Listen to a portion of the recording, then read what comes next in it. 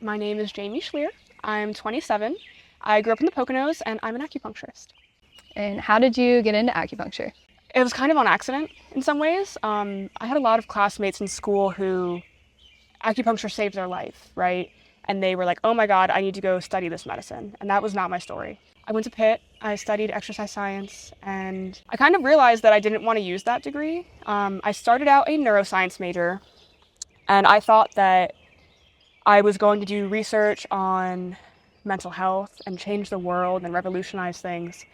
My freshman year at Pitt, I was taking these like neuroscience electives, and I realized it was all just like patient has anxiety, we give them Lexapro, here's the side effects. And I'm not like against Western medicine, but it really just didn't align with like what I wanted out of a career. And so I had friends that were in the XI program and they said it was good, so I switched over. But then like, yeah, senior year, I was like, wait, I don't want to be a personal trainer and I don't want to use this. But I took a medical anthropology class that year and we learned about acupuncture. And I was like, wait, this is sick. And like, my grandmother was Japanese, so it kind of felt like paying homage to her and my cultural roots. And I graduated in 2020. So I was like, okay, what better time to like do something crazy and go to grad school for something I've never experienced. Do you feel like acupuncture has affected you on a personal level or changed you in any way? It has, yeah. In 2023, I was finishing up my last year of acupuncture school, and I went through like a major health crisis. I had been on birth control, and what happened actually is pretty crazy. My gynecologist went out of practice, and like no one told me. And I was out of birth control, so I called the office and I was like, hey, I just need a refill. Like, I'll come in as soon as possible to see her. And they were like, oh, she's not here anymore. I was like, okay, can someone else prescribe my birth control? And they were like, we don't prescribe birth control. We don't do gynecology anymore. So I downloaded one of those apps where you can like fill out a questionnaire and get medication. And they said based on the questionnaire, I had to switch pills. So I switched my pill and my body freaked the fuck out. I mean, like insomnia, diarrhea, night sweats. I lost like 15 pounds. I have never felt so anxious in my life. And I think what I experienced was a culmination of a lifetime of anxiety. And I think I was already on like a downward slope, and that birth control just like pushed me off the hill. And so I really got to see like what a patient sees when they come to me and they're in complete crisis. I already had empathy, but that really, really taught me a lot about what it's like to be on the table. Within your acupuncture career, do you find yourself there for your patients in an emotional and spiritual level as well? Yeah. I try to meet people wherever they're at. You know, if they come in and it's just neck pain and they don't want to talk about any of the bullshit, it's just neck pain. But if they're like, well, I've had this neck pain since my dog passed away 8 years ago, obviously there's more there. So I go wherever they'll take me. And so I'm curious, what would you title this chapter of your life? I would title it Becoming. It's about becoming softer and gentler, and having more grace and empathy for myself as well. You mentioned that you want to be more soft and gentle. Do you feel that you weren't soft and gentle before? I was not soft or gentle before. I was like the total opposite. I think that my parents raised me with this attitude of like, you want it, you go out and get it, and no one's going to give it to you. And so I think I approached relationships that way as well as my career. And it was always about giving and taking, but not necessarily about receiving. And so now like this era is about like sitting back and like letting things come to me. I don't have to force anything. How has that been for you? It's hard. Oh my gosh, it's hard. It's so humbling. And it's a different type of vulnerability. I know how to be vulnerable, as in like I can sit down with you and I can tell you my life story. But to be vulnerable in a way that I trust someone to take care of me, that's huge. Where do you think that that struggle comes from for you? I know where it comes from. My mother committed suicide when I was 9 months old. And so I think obviously I was predisposed to not knowing what it's like to be cared for in that way. I still had family friends, I was cared for. But I think to have the connection with your mother is like super important, obviously. And missing out on that, no one taught me how to receive love. So you think in this period of your life, in the becoming, you're learning to receive that love that you were never given as a child? Yes. I have a fiance and I let him take care of me. Has it been a journey with you guys over the course of your relationship, or was it always easy with him? It's easy with him, But I think no matter who it would be in the world, it would be hard for me to like allow it.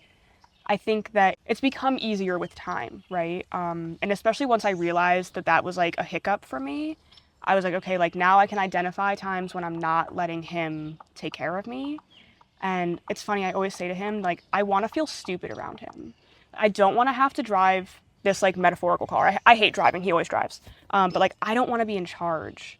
And so just putting words to that and realizing all of the times where I would just jump in because like I know how to do it right and I'm going to do it right and I don't have to like walk someone else through it, I guess. But he does it right on his own, you know? I don't need to tell him. It seems like in this era, you're like learning to create the space for others to show up for you. Yes, absolutely. It was very well worded. I think that's like kind of how I define divine femininity. Okay, yeah. And like I know that that's something that's big for you right now. Yeah. So I guess, what does divine femininity mean to you? I think it means just that, like sitting back and allowing someone to take care of me and like leaving space for that to happen. You mentioned in your questionnaire that you are reconnecting with your inner child. Yes. And what has that looked like for you? Reconnecting with my inner child for me feels like making space at my own table for this child. Having financial freedom, right? And moving to a city I'm not from, it feels like I have this space where I can say like, come stay with me for the weekend and like let's go to the movies and do whatever you want. And I know like the questions you sent over, one of them said, what is your inner child teaching you? But I actually feel like it's more about what am I teaching my inner child right now. Okay. Are you like reparenting that inner child? Yes, yeah. This inner child has like a room in my house. Huh. It's our office. It's actually my cat's room. But like in my mind, I'm like, I could fit a bunk bed in there. Like my big brother, but like, you know, he could come too. Yeah, it's a lot about like rewriting things. Okay. Do you feel like you're doing things that maybe like your younger self wanted to do and you didn't have permission to? Yeah. If my younger self, ages like 0 to 18, maybe even like 20, if she saw like who I am, I think she would shit herself. Like, I didn't grow up like super popular and I was extroverted, but like I said, I was hard and I was rigid. I wasn't like soft and gentle and graceful. And I cursed a lot more back then. I still curse a lot, but I was a lot more pirate-esque in those days. I think she would be in awe. I think I always wanted to be this way, but I didn't know how to get there. And my career, my relationship, I don't know, moving across the state to a new city, all of that like created this foundation for me to be like, there's a blank slate and I have all the tools now to be me. I love that for you. Yeah. To summarize all this, what are you learning to love about yourself? I'm learning to love jewelry. I never wore jewelry before, but that's not really about me. As a kid, I was told I was too sensitive, and I'm learning to love that that's like actually a great gift. It's probably really important for you to be sensitive in your career, right? Absolutely, yeah. I mean, for me, it seems like everything that was hushed or like I wasn't supposed to be as a child is now my greatest strength and gift to the world. Do you feel that as well? Mm-hmm. Yeah. Everything that I was kind of told I shouldn't be, I now am allowed to be and encouraged to be. I feel like I encourage it within myself, you know, when it's appropriate. Okay, so you brought your mom's jewelry box with you today. I did. Can you tell me a little bit about what the jewelry box means to you? Yeah. So because my mom died when I was so young, I didn't have a lot of her things. And there was like mixed emotions around my mom's death, right? It wasn't a straightforward, like, it's not like she died of cancer. So there's a lot of anger and guilt and sadness and grief. So I didn't have a lot of her stuff in my room or anything, but her jewelry box is something I've always had. And it was just like a little sentiment of like, that was my mom's and it sat in the corner.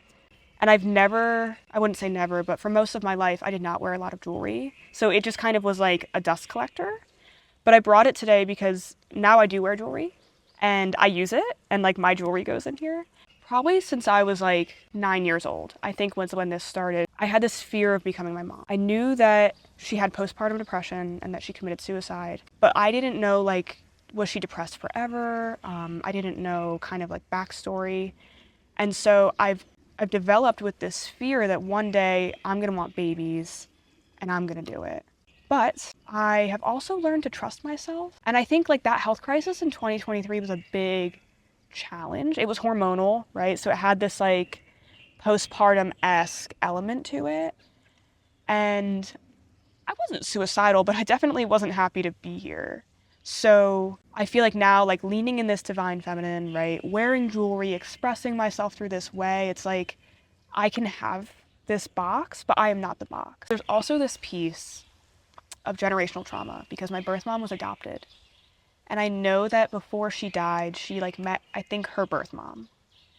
So for me, there have been times where I'm like, why bother? Why bother digging up all the past and like going through my childhood traumas and addressing everything? And the reason I do it is because, yeah, like my inner child, like she matters and she has a spot on my table, but it's also for my children one day.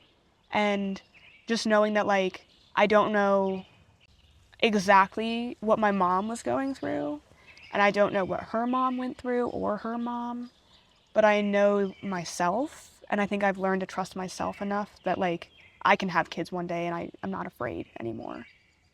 Thank you for that. Thank you Thank for you. sharing Yeah. this.